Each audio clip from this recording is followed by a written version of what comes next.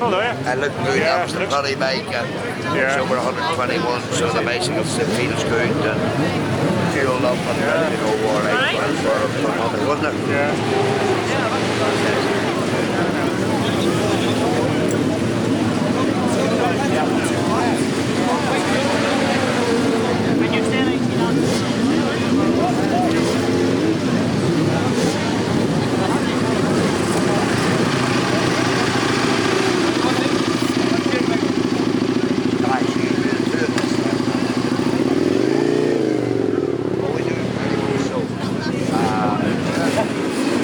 Jefferies, I see you looking on there. David seems to be under control, but this Friday night practice is always frantic, isn't it? Well, Friday's always frantic, but at least we've got some good weather. And that's sorry, brother going past. He likes to make a lot of noise. So they've got good weather, so they're going to have a proper go tonight. I think he's just done a very, very quick lap on the production bike, so I think that's. I don't know the official time, but I think it's impressive. So we're going to try the Formula 1 bike now, and if that's good, well, I don't know what's going to happen, really. Just a slight question mark on the Suzuki reliability after the Northwest, though. We know what happened in the Northwest. We know what the problem was, and it's so simple. I didn't tell you, but anyway, simple clutch slip, but he was so eager to get off the line. We had slipper clutches in them before, and the Crescent Race Team slipper clutches have been used, haven't been very reliable, but now they've done sorted, I believe.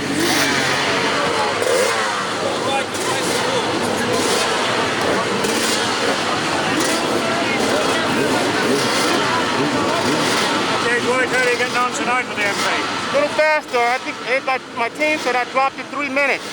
So we made some changes last night. It feels a lot better. I'm riding a lot harder. So these are the sort of conditions that suit you really when you can really go for it. It's so different with no wind and no water.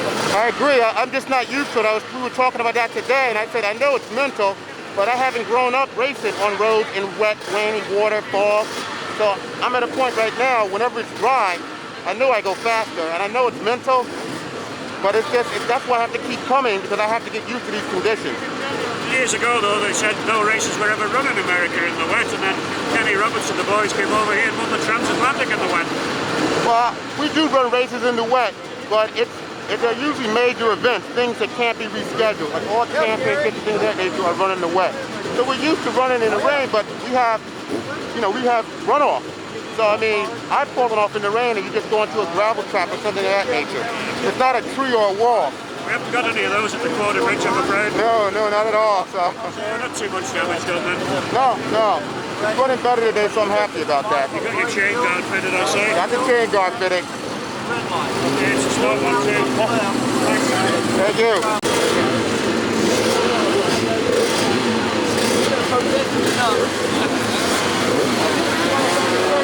Travelling marshals must not be overtaken. Now, a word about flag signals. It will be as for racers, and remember, a waved yellow flag means slow down and be prepared to stop if you have to. If a yellow flag is waved at you, it could mean that a rider has fallen off and is on the road and marshals are attending to him. A red flag means all stop immediately. A black and orange flag with a board showing the rider's number means that rider must stop immediately. Could be dropping oil. Very dangerous to continue under those circumstances. There are, of course, some sidecars in the parade. They could very well catch and overtake solos. Solo riders must expect this, and sidecars must take care when overtaking. Remember, you'll be doing the full course, including Governor's Bridge dip. On completion of your lap, close the throttle at the checkered flag, move to the left-hand side of the course, leave the course by the exit gate beyond the bridge, and return to the pit lane by the return road through Nobles Park. Please don't stop in the return road. It only causes congestion for other riders. If you're unfortunate enough to retire during the parade, please park at the side of the road. Phone race control on 644, 633, or phone Mickey Gray, or make sure that a marshal does so.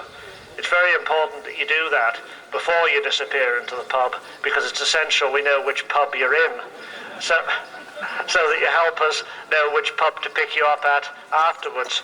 As in the races, when people retire and don't tell us about it, it causes an awful lot of anxiety.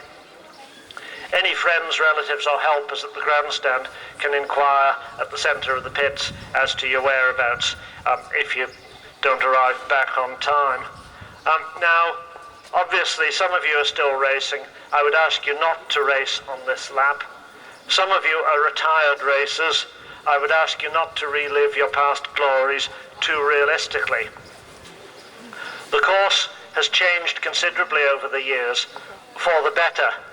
You also, gentlemen, have changed considerably over the years.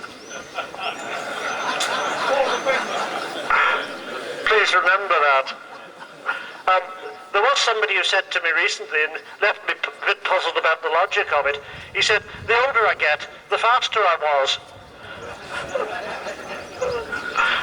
Please will you take your medical forms as soon as possible to Alan Robinson's van. It's the one over there that's got practical on it, or it had a few minutes ago anyway, and sign for the medical forms. If you don't, you won't be in the parade. Please enjoy the lap in safety, and on behalf of the ACU, thank you, and again congratulations to Alan Robinson for your contribution to the TT Festival. Thank you very much.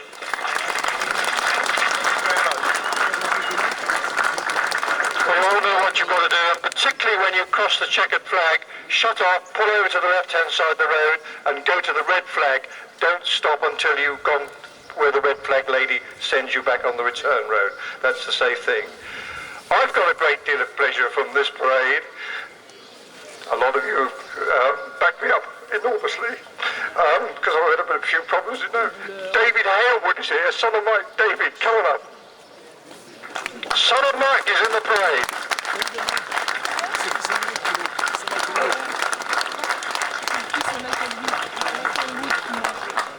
The old man would have been looking forward to this, wouldn't he? Yeah, I think so. and you too? Yeah, I think I should have been here a long time ago. 28, I think I should have been here at least 15 years ago. Because this is your very first trip to the Isle of Man, isn't it? Yeah, my very first trip. I've been incredibly amazed at the atmosphere and the warmth that everyone's shown me here. It's been really, really nice. Well, it's really nice. It's a great place. And of course, we've got a big thank you, haven't we? We're going to get him up here. Luke Lawler, will you come up? Luke Lawler is the sponsor of the Lap of Honour. The Luke Lawler racing team, ladies and gentlemen. A wonderful man. Wonderful Luke. We've already had Dennis Bad and all these lovely bikes and things like that, and thank you. It's great, and it's great to see David Haywood here. After all, I did take part in the 66 TT, which I found him. I was riding at 250 Greaves. I remember he passed me at Craignabath, and he just looked at me and kept going. And now we've got your team here. We've got Ralph Bryans down here, ladies and gentlemen. Wonderful rider. And jump up on the stage, if you know, just to prove that, Neil, we are still as good as we used to be, aren't we? Oh no, I think that gentleman had it before. The older we get, the faster we were. That's right. And Luigi Taveri is here too, the great Swiss champion. Luigi, where are you? We get Luigi up. I don't think he's gone for a cup of tea. And Jim Redman is down here, 6 times a world champion, comes back to our parade. Jim, thank you.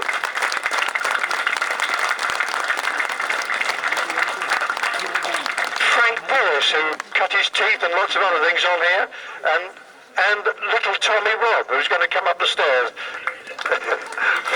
Find your way up, Tommy. Well done, sir. We've got some real stars here, absolutely tremendous people, and it's all thanks to Luke Lawler and John Lawler, his brother, and the Luke Lawler Classic Racing team.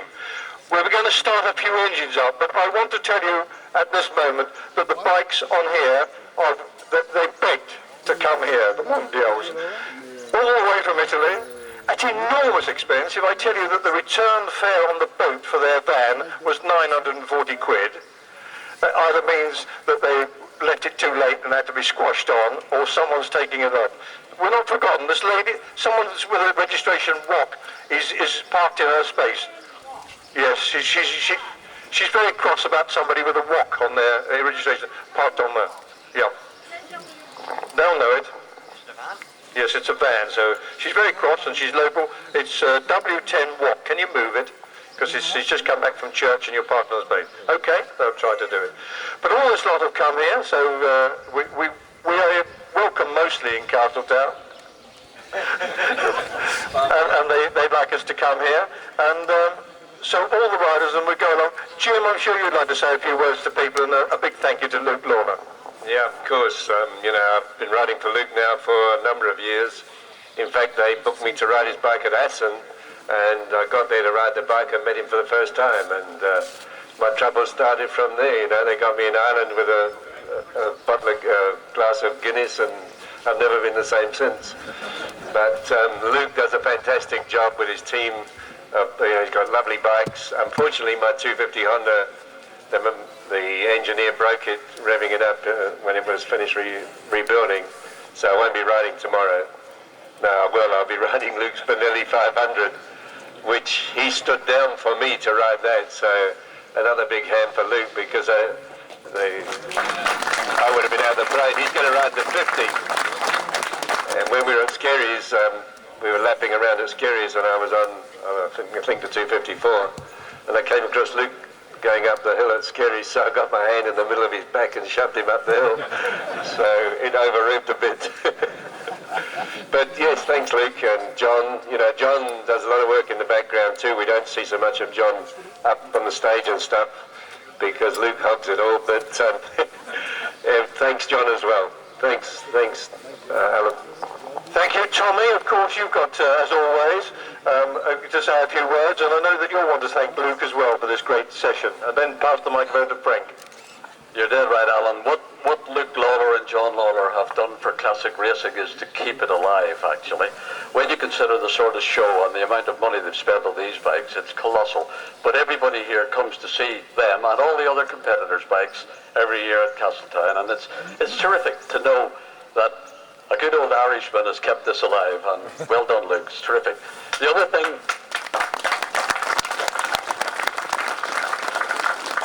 it's been my pleasure this year to meet David. I was chauffeuring him around at Donington the other week, and he's got so many things like his old man. He pulls birds exactly the same as his old man did.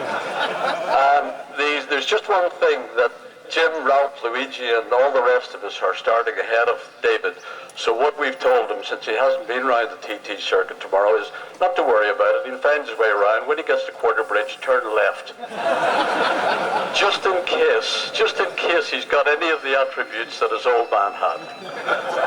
Anyway, thank you all for coming today. It's been terrific, and the weather will get better. Okay.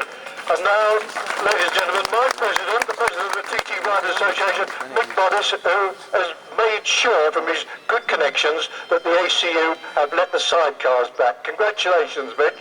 Yeah, thanks. And I just asked if the lap record would stand if I broke it tomorrow, so... You probably still could.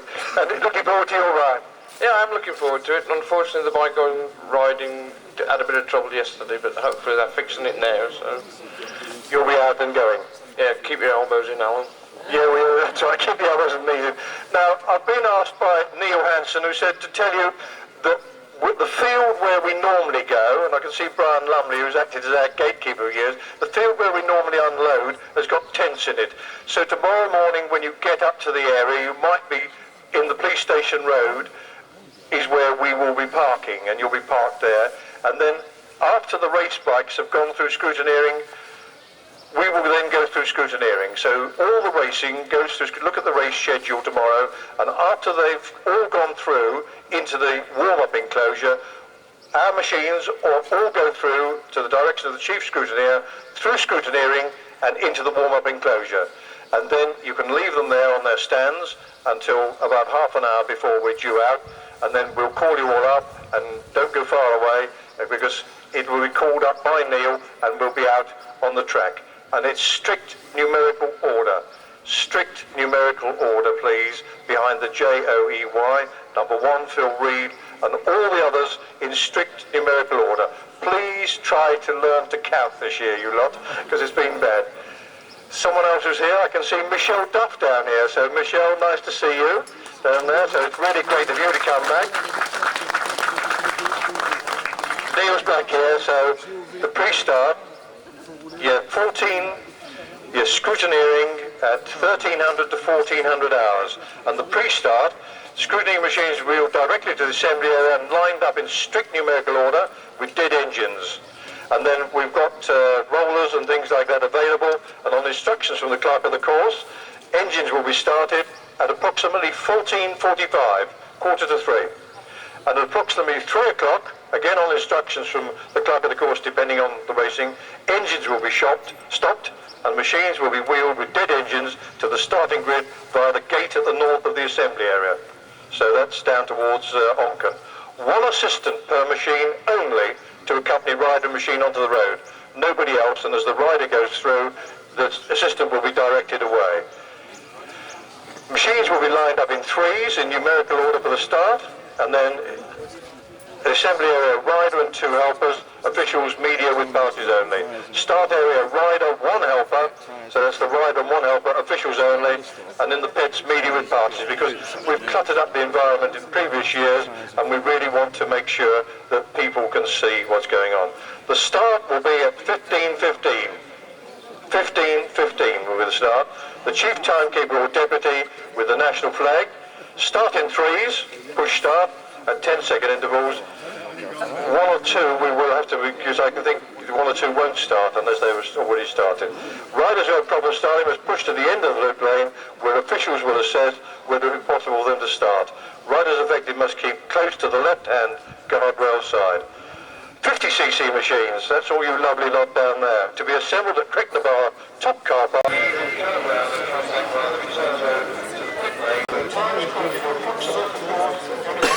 Depending on the weather and the clerk of the course.